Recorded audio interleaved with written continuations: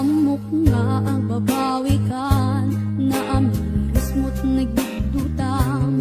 I mean sorry, damage has been done. Digmbet impagarup sa ema ito